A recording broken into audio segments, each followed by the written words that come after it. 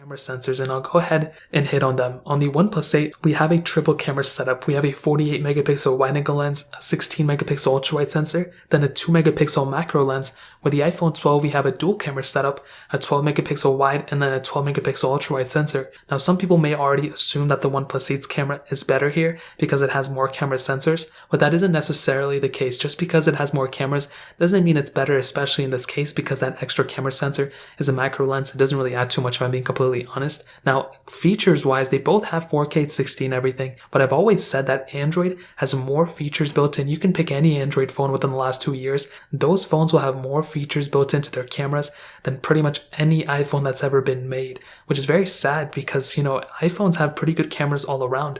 But in this case, the OnePlus 8 still has, a little bit less of a camera quality in my opinion than the iPhone 12. You're still getting a pretty good camera quality from the OnePlus 8. You can do 4K 60 and everything on that camera, which is actually pretty good. The iPhone 12 has the same thing going on. But like I said, the features built into the OnePlus 8 really adds a little bit more character like I stated. Now on the iPhone 12 though, videos and everything look really, really good 4K 60 here too. And it's just consistent. You know what you're getting into. The audio quality is really good. And there haven't really been too many complaints on my end with this specific camera of this year.